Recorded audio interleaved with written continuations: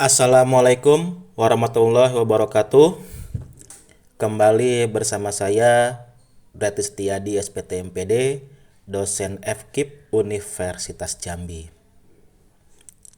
Kali ini kita kembali bersama-sama berlatih dan membahas latihan tes dasar kemampuan akademik atau TKDA, atau nama-nama lain misalnya TKD atau tes kompetensi dasar, TPA atau tes potensi akademik, atau TIU atau tes intelijensi umum, atau nama yang lainnya, yang pastinya ini adalah suatu tes dasar atau seleksi awal untuk berbagai keperluan. Misalnya untuk seleksi calon pegawai negeri sipil, seleksi pegawai BUMN, P3K, atau untuk studi lanjut, dan juga untuk keperluan sertifikasi dosen. Pada kesempatan kali ini kita akan berlatih TKDA, yaitu sinonim. Sebelum kita menyimak tayangan ini lebih jauh, jangan lupa untuk mengklik tombol lonceng, kemudian tombol jempol, kemudian tombol arah atau panah untuk membagikan tayangan ini kepada khalayak ramai. Dan juga kalau ada yang perlu dikomentari, silakan berkomentar di kolom komentar. Nah, kita kembali ke topik kita kali ini, yaitu sinonim. Ini adalah salah satu tes kemampuan dasar akademik, yaitu tes kemampuan verbal atau kata-kata. Sinonim itu artinya adalah kata-kata yang sama, ya, atau dua kata atau lebih yang mempunyai arti yang sama. Di sini biasanya kita diminta untuk mencari persamaan kata dari kata yang menjadi soal. Dan biasanya pada soal sinonim dituliskan, pilihlah padanan atau persamaan kata yang tepat pada soal berikut ini. Kita masuk soal yang pertama.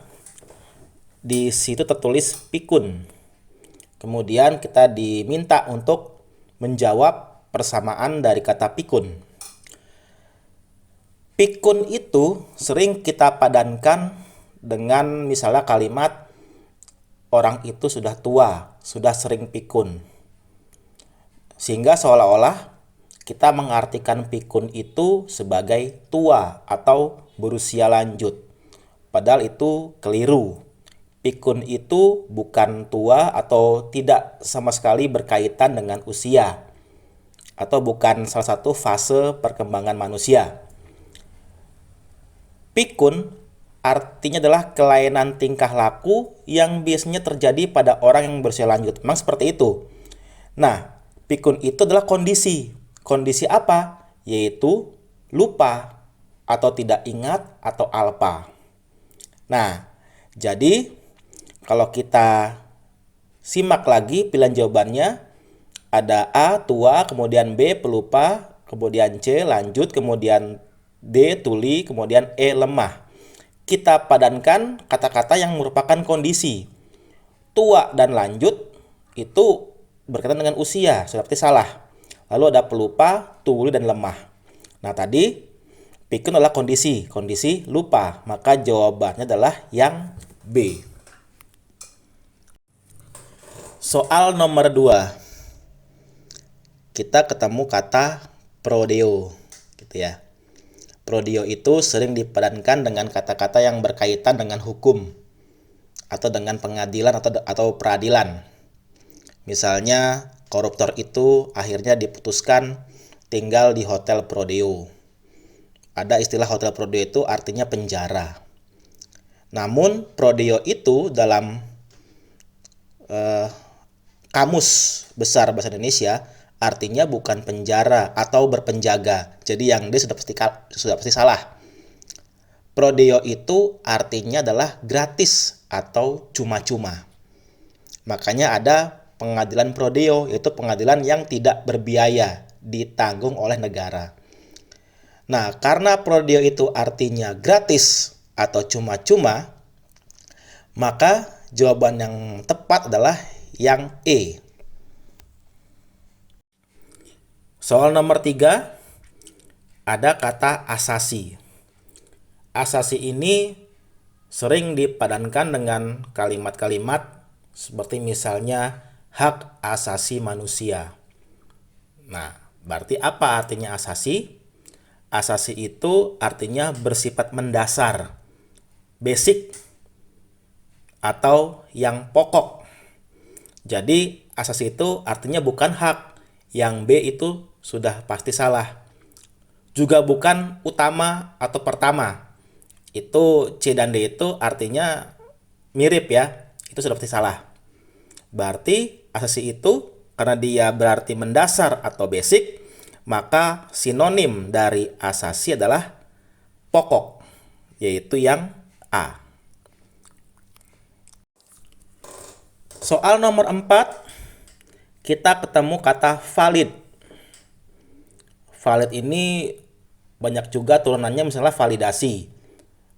Artinya membenarkan atau mensahkan atau membuat jadi sah, divalidasi. Sudah valid. Nah, berarti kita lihat lagi, valid itu artinya adalah cara yang seharusnya, atau yang berlaku, atau yang sahih, atau yang benar. Maka jawaban dari soal ini, arti dari valid adalah sahih. Kemudian soal nomor 5, yaitu martir. Dan pilihan jawabannya itu agak panjang ya, karena ini merupakan definisi dari martir itu sendiri. Nah, kita perlu tahu dulu arti kata martir. Ini adalah kata-kata yang berhubungan dengan pengorbanan. Orang itu menjadi martir perjuangan. Misalnya ada kalimat seperti itu. Nah, dari A sampai E itu mirip-mirip artinya. Itu mengenai pengorbanan. Nah, tetapi martir di sini artinya adalah, menurut definisinya adalah orang yang rela mati demi mempertahankan agama atau kepercayaan. Bisa juga berarti orang yang mati dalam memperjuangkan kebenaran agama. Itu arti awalnya atau definisi awalnya. Nah, sekarang kita lihat dulu pengorbanan yang dimaksud dari A sampai E itu. Berkorban, ada dikorbankan, ada rela mati, ada dikorbankan juga, lalu rela mati lagi. Kalau dikorbankan berarti dia tidak rela. Berarti B dan D itu sudah pasti salah. Tinggal yang A, C, dan E. Yang A berkorban demi membela negara. Yang C rela mati. Berarti berkorban juga demi mempertahankan agama. Yang E rela mati demi membela dan mempertahankan agama. Nah, jawaban yang tepat dari kata martir ini adalah yang C. Baik, berikut adalah latihan soal dari nomor 6 sampai 10. Silakan dikerjakan dalam waktu kurang lebih 3 menit.